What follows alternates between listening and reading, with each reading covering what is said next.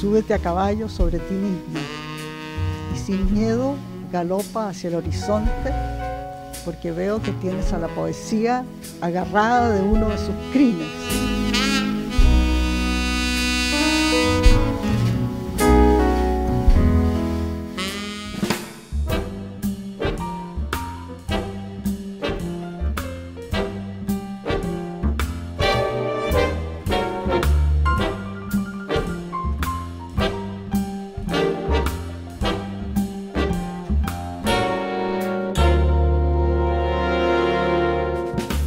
Bueno, yo no podría decir exactamente por qué, pero creo que yo empecé a dibujar y a pintar desde antes de los 7 años. Ya, como a los 7 años ya tenía varios cuadernos hechos y me presenté a un concurso que había en el Museo de Bellas Artes y me dieron como premio una caja de pinturas y desde entonces no dejé nunca más de pintar.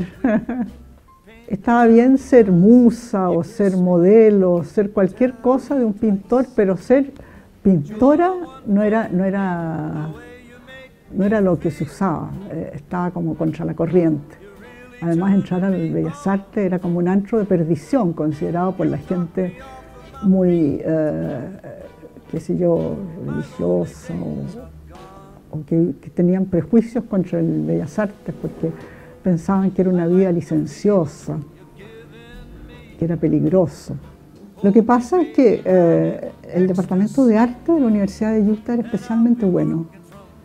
Y yo trabajé ahí con un profesor que se llamaba Douglas Snow, que era un pintor bastante conocido en Estados Unidos, y aprendí muchísimo ahí. Fuera de eso, Utah no era muy interesante, porque era mormón y tenían esta religión muy metida, ¿no? Pero la universidad era distinta. Bueno, la diferencia era que ahí había un departamento de arte que era como más suelto, más abierto, y que estaba este profesor, que era muy buen profesor, el Douglas Snow. Bueno, desde luego el paisaje era muy interesante, un desierto enorme que rodeaba Utah. Y además la universidad era muy buena, Brigham Young University.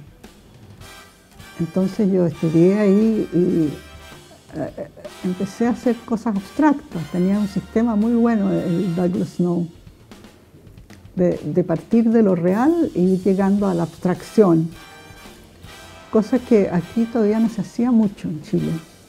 De Utah postulé a una beca en Montreal y ahí la parte francesa había mucha actividad artística. Estaba este pintor Riopel y varios otros que eran muy conocidos, Molinari, y ahí formamos un grupo que nos llamábamos los formales líricos porque éramos formales en la pintura hasta cierto punto, pero también podía entrar la curva, la cosa más fluida y más orgánica. Bueno, nos juntamos sobre todo para hacer una exposición en conjunto y todos teníamos un poco esta tendencia, entonces era interesante porque ahí pusimos en el Museo de Arte Moderno de Montreal y ahí se veía que era una cosa formal en cierto sentido, pero también lírica. O sea, era más abierto que el grupo rectángulo, que las cosas que se estaban haciendo aquí en el arte geométrico. El grupo rectángulo era liderado por Vergara Gress, que era muy estricto y hablaba mucho y hablaba muy bien, entonces no había caso de... Era demasiado rígido su planteamiento, para mí por lo menos. Entonces yo terminé saliéndome del grupo. ¿Por qué? Porque no encontraba que estaba como muy metida dentro de una cosa demasiado geométrica, demasiado línea recta. A mí me interesaba más algo más orgánico, que fluyeran las líneas.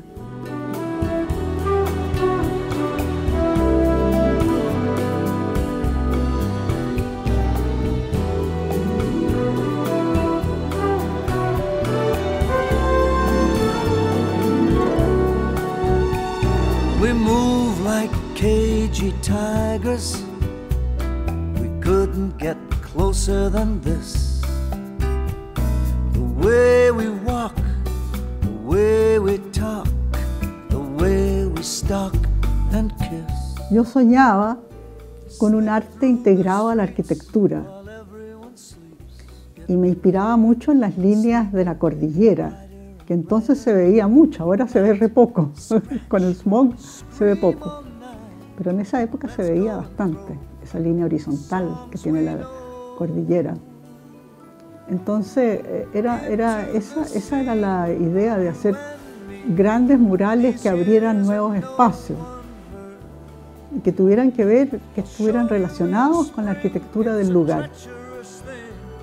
Pero había que convencer a los arquitectos y sobre todo a los que financiaban las construcciones, que lo que les interesaba era más bien hacerlo lo más rápido y barato posible, entonces no era muy fácil. Pero yo logré hacer varios. El mural de la Escuela de Periodismo es, en el fondo, es una abstracción, pero es una abstracción, si uno lo mira bien, es un minero que va como avanzando. Se ve que está abajo, puede estar bajo tierra, ¿no? Entonces era un homenaje al trabajo. Ese fue un concurso de murales y yo me presentaba con nombre de hombre. Como eran anónimos, es decir, no se sabía quién era el autor, entonces yo me ponía Juan. Después me puse el nombre de mi hijo y cuando aparecía el Juan y aparecía yo, se extrañaban. Pero es que no creían que una mujer podía subirse a los andamios, compartir la choca con los obreros, la choca del tarrito que uno... y trabajar arriba de los andamios, que es peligroso, ¿no? Y las líneas del mural iban con las líneas de la cordillera, se fundían incluso. Aquí se ve las líneas fluidas que van un poco con la línea de la cordillera detrás. Así era como se veía. Desgraciadamente hoy día no es así, hay mucho smog que cubre la cordillera, pero de todas maneras el mural está. Pero le falta que lo laven, que lo limpien, que lo cuiden. Son piedras traídas de la cordillera, una por una. O sea, no hay nada pintado aquí, son todas piedras de colores naturales de la cordillera. Entonces eso era muy importante, que no resaltaran demasiado, fuera de este y de este, que eran líneas de un solo color. Entonces esto jugaba contra el fondo de piedra. O sea, era todo un homenaje a la cordillera. Aquí se ve la escala, se ve la persona aquí. La parte de abajo tenía relieve y la parte de las líneas salía para afuera con pasta de muro. Y lo de adentro era pintura, pero puesta de una manera especial que quedaba una textura muy especial, que daba la sensación como de un ocre con matices dorados. No dorado, sino que con matices distintos de amarillo. Toda una sinfonía en amarillo.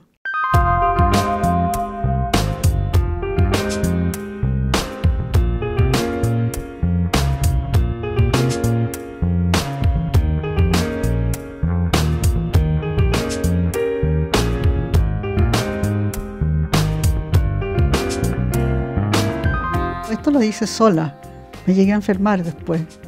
Estuve bien enferma del pulmón de tanto aspirar, porque estaban los obreros trabajando al mismo tiempo en el resto del edificio y entonces los gases eran muy fuertes. Esto fue un trabajo como de un año, un trabajo largo, difícil. Tenía que hacerlo yo porque estas líneas así tenían que ser exactas. No podía meterse otra persona que no supiera exactamente lo que yo quería obtener. Bueno, esto también fue un concurso, ¿eh? Yo presenté proyectos Y en realidad este era el que más le venía. Ahora, el fondo es de cerámica, pero de cerámica escogida, cada pastilla de cerámica era escogida por mí y puesta ahí, ¿no? Y las líneas de esto son metal, que sobresale unos 10 centímetros. Y estas fueron cortadas en una fábrica, yo asistí al corte, y después colocadas aquí, y entonces hacen un poco de sombra. Yeah. Y el contraste entre la superficie lisa de esto con fondo de cerámica daba una sensación especial. Y este era un homenaje al vuelo. Tiene algo de vuelo. Sí. Y el fondo es de colores medio rojizo. Y la parte de adelante también es de acero y sobresale el blanco encima y después el negro. Postulé a una beca para el MIT porque me interesaba, había leído los libros de George Kepes, que era el director del Centro de Estudios Visuales Avanzados ahí, y me interesaba muchísimo. El nuevo paisaje se llama uno, que es un libro fundamental para los artistas, que muestra las distintas maneras como uno ve las cosas ahora, a través del microscopio electrónico, a través de miles de aparatos que antes no existían. Entonces se ven otras cosas. Entonces yo lo encontré muy atractivo ir ahí a perfeccionarse en un arte más que tuviera que ver, que fuera más contemporáneo. Y postulé y expliqué más o menos lo que quería hacer y me aceptaron. Y ya habiendo sido aceptada allá, era más posible conseguirse la beca aquí. La beca Fulbright fue. Bueno, ahí yo trabajé en el Centro de Estudios Visuales Avanzados, asistí a las clases de diseño que daba George Kepes, y también estaba el profesor Rudolf Arnheim, que también hacía clase ahí, y conocí a artistas de todas partes del mundo, y cada uno tenía un taller y trabajaba en lo suyo. Ahora, yo lo que hice ahí fue, además de las cosas de diseño, de las cosas mías, fue hacer un evento audiovisual, fue de los primeros audiovisuales que se hacían, sobre las alturas de Machu Picchu de Neruda. Y tuve permiso de él. Vine a Chile especialmente, fui a la Isla Negra y conversé con Neruda, le expliqué lo que quería hacer y me dio su visto bueno. Y lo hicimos con la voz de Neruda, era muy impactante. Y con todas estas cosas multimedia que en esa época eran como, diríamos ahora, la última chupada del mate. Era lo más nuevo. Simultáneamente hice un ballet aéreo. Entonces estos colgaban de cuerda desde helicóptero y se movían suavemente a la música. Y se hicieron especialmente de noche, tenían más de 3 metros cada uno, o sea, eran grandes. Y de noche entonces eran seguidos por los focos y como que se movían un poco al compás de la música. Era bien extraordinario. Bueno, yo creo que yo ya había hecho cosas más figurativas. Lo que pasa es que en este libro yo tengo nada más que los puntos que sobresalen de distintas épocas, pero entre una imagen y la otra pasan miles de trabajos, cientos, en realidad miles es un poco exagerado, pero cientos por lo menos. Y son trabajos muy, algunos figurativos, otros abstractos, son estudios, hay mucho estudio entre medio.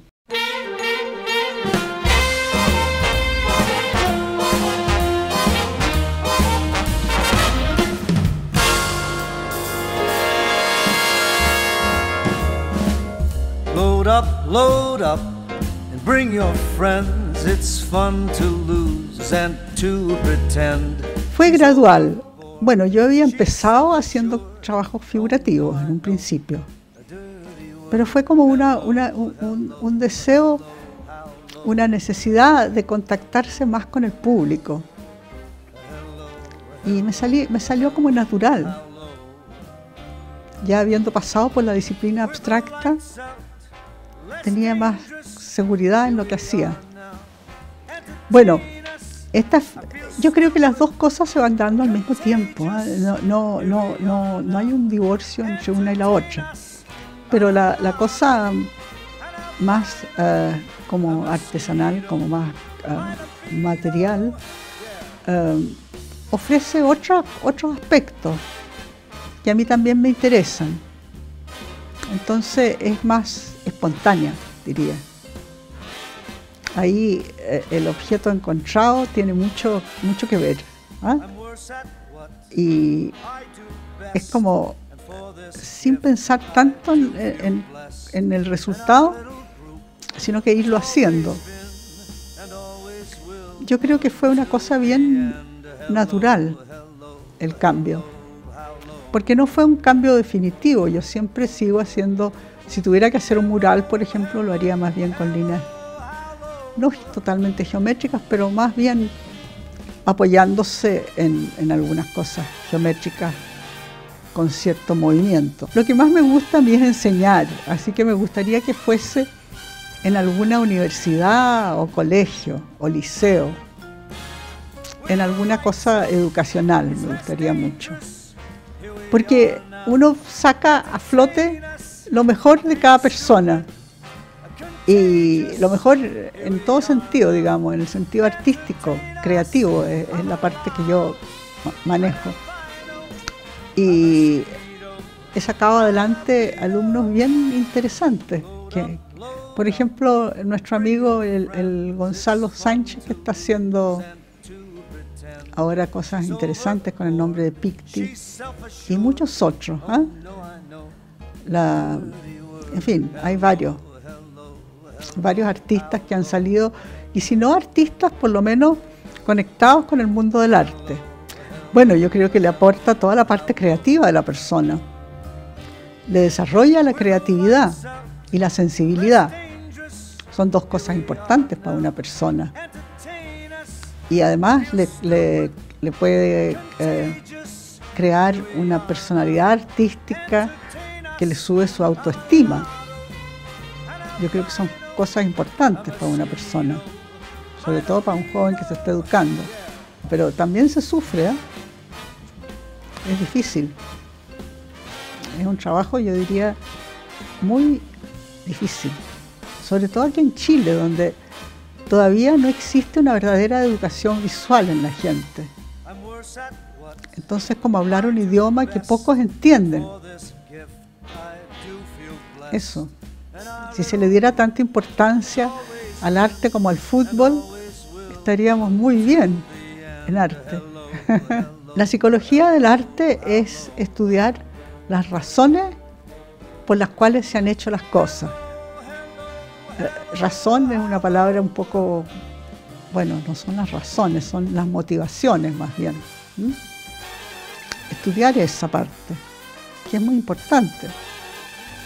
Saber por qué Modigliani, por ejemplo, hacía esas figuras alargadas, que era lo que yo después descubrí que era de Livorno, del italiano, y en fin, una serie de cosas, y que descubrió, había unas estatuas en el fondo del mar, porque Livorno es un puerto, ¿no?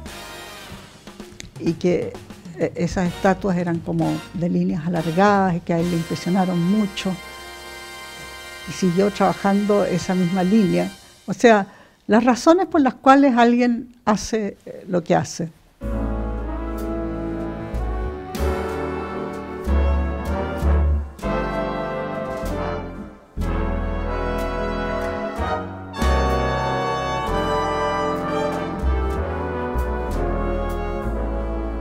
When your day is long. El infierno, yo creo que es interesante, yo leí El infierno de Dante y me venían imágenes todo el tiempo. Es la parte más interesante de la Divina Comedia. Entonces eso me entusiasmó, me dieron ganas de hacer un infierno. No un infierno totalmente terrible, sino que un infierno que tiene incluso algunos aspectos que son un poco divertidos, humorísticos, como tiene en la Divina Comedia. Las musas, bueno, son las criaturas que nos inspiran, pero esas no son tan importantes como los cucos. Los cucos yo les tengo especial cariño. Esos sí que son espontáneos, ¿eh? Ahí iba juntando cosas hasta que me parecía una cara, una figura. Son figuras tridimensionales bastante grandes, de más de 3 metros la mayoría, que asustan, pero no totalmente. Lo miran fijo a uno, pero tienen algo de humor también. O sea, es un poco el burlarse de los propios miedos, tomarlos no tan en serio. Y en todas las civilizaciones existen. Yo he visto cucos en todas partes. En el museo, ese nuevo que hay en París, hay algunos bien especiales. Y todas las culturas los tienen, cada uno tiene su propio cuco. Entonces, por eso me entusiasmó mucho el tema. Y trabajé hartos años en eso. Bueno, para mí era algo tan natural que nunca me he preguntado exactamente qué es lo que significa. Es como mi vocación, es para lo que yo sirvo. No soy muy buena para las demás cosas. Entonces ahí realmente me esforcé. Y significa expresar una serie de cosas que no tienen otra manera de expresarse. Porque el arte está mucho más allá del significado de las palabras. Es justamente para suplir, es decir, no para suplir, pero es una manera de decir cosas que no hay cómo decirlas con palabras. Y Mata me dio mucha fuerza, lo conocí en Italia, cuando estuve exiliada lo conocí, y me escribió algo que nunca se me ha olvidado, y me dice, lo tengo escrito por ahí: súbete a caballo sobre ti misma y sin miedo galopa hacia el horizonte que tienes a la poesía agarrada por una de sus crines. Eso. Es como ser poeta, yo creo. Solo que tú lo pones visual, cosa que es más inmediato para llegar a la gente. Por eso es que un artista tiene que exponer lo que hace, no puede guardarlo debajo de la cama. Es importante eso, esa parte. Como un artista visual que hizo todo lo posible, eso, por comunicarse a través de las imágenes. Así me gustaría ser recordada. Y además que le enseñó a otros a hacer eso. A varios, a muchos otros. Porque tuve mucho trabajo enseñando. Y me encanta enseñar. Es rico enseñarle a los demás lo que uno sabe. Una sensación maravillosa de estar transmitiendo lo mejor que uno puede, lo mejor de uno mismo.